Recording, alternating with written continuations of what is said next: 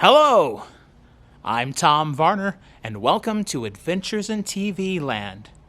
For today's adventure, we've come to the Crazy Horse Memorial in South Dakota. Me and my siblings, we know a lot about Crazy Horse. Crazy Horse and Sitting Bull and Red Cloud and many of the other great Native American chiefs. We grew up watching old westerns with my parents, and we became quite familiar with those names, and they would tell us we'd watch something and they would then tell us some of the real stories about those figures from history. Well, the first thing I'm going to do, I've got my ticket. I'm going to ride the bus to the bottom of the mountain.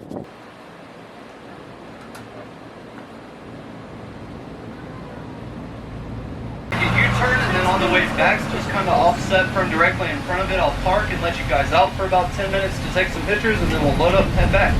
Pretty quick, easy, painless. I'm going to tell you a bunch of history along the way. Hopefully we have a good time. So, this project was started in 1948 by one man. His name was Korczak Jolkowski. He was of Polish origin, but he was born in Boston, and he was living in Connecticut at the time that he took this project on. Can you guys still hear me now that we're on the dirt road?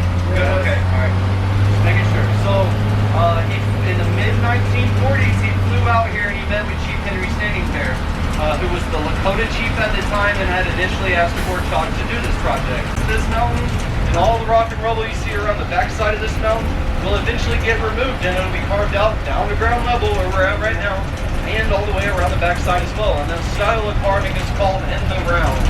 So this is pegmatite granite. It's the same pegmatite granite as Mount Rushmore with a minor difference. So Mount Rushmore is pure white pegmatite granite. Crazy Horse Mountain is pegmatite granite with a higher iron content. And over time, the iron in the rock oxidizes and essentially rusts and gives it this reddish look, which is honestly perfect for the fact that we're carving a red man into the side of the mountain. You could have picked a better one, and the fact that the 4 white presidents carved down the road are actually in white rock, but it just kind of switchbacks along the backside of the mountain. So they'll do that last. Obviously, logic tells you that they can't lift the road until they get the front done.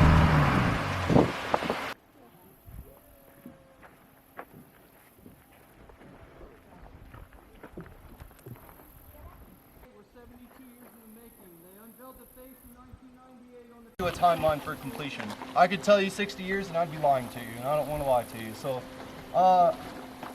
who knows? I don't know when it's going to be done. Nobody else does. If they tell you a date, they're lying. So they have short-term goals that they keep.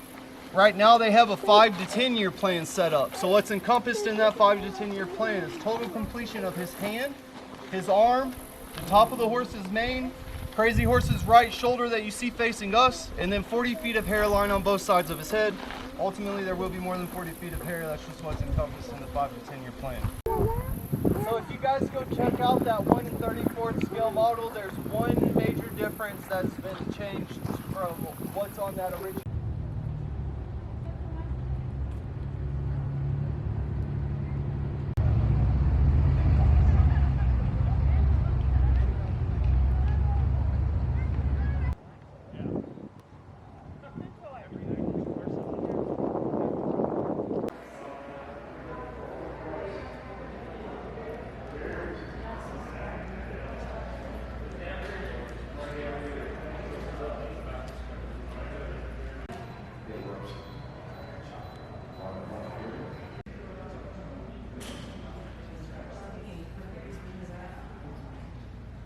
Here's what the mountain originally looked like.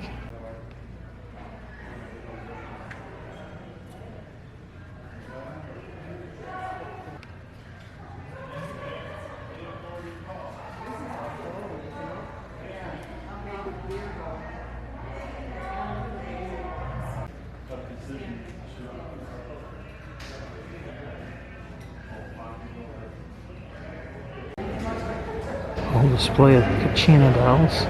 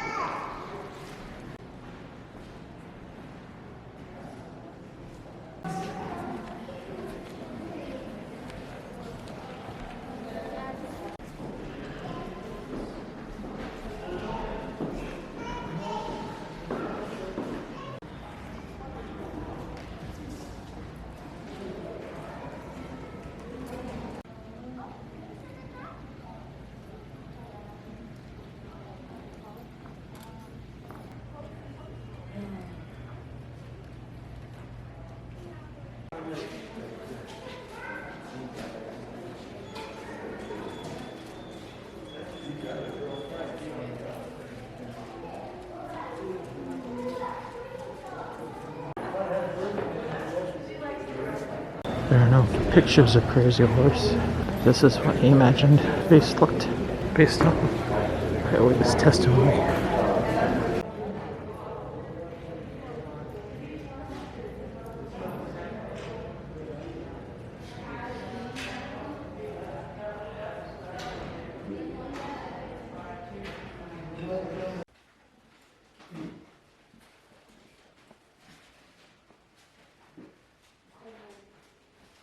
Well, there's been all kinds of opportunities to come in contact with people without masks.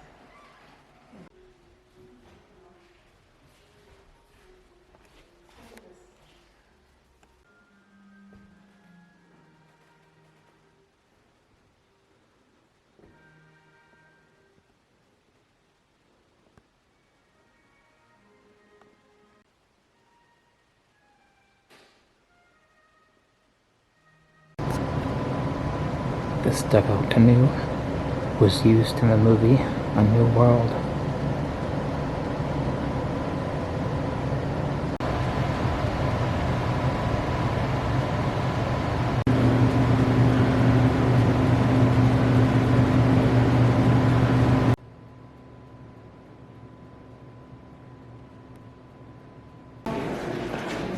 This is a progression wall.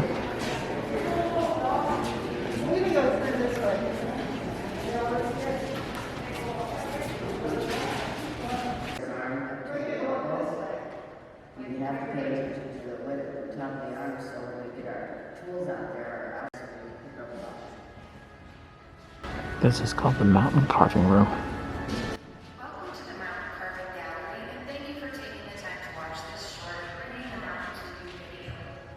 Mountain Carve continues to grow and work towards size, developing and enhancing techniques in optimal methods. One additional their research was beneficial as they discovered and became capable of learning diet from water. It's so random, but there's a Wizard of Oz display here. This is another sculpture called I think it's called the Two Fighting Horses, done by the sculptor in 1935, I believe.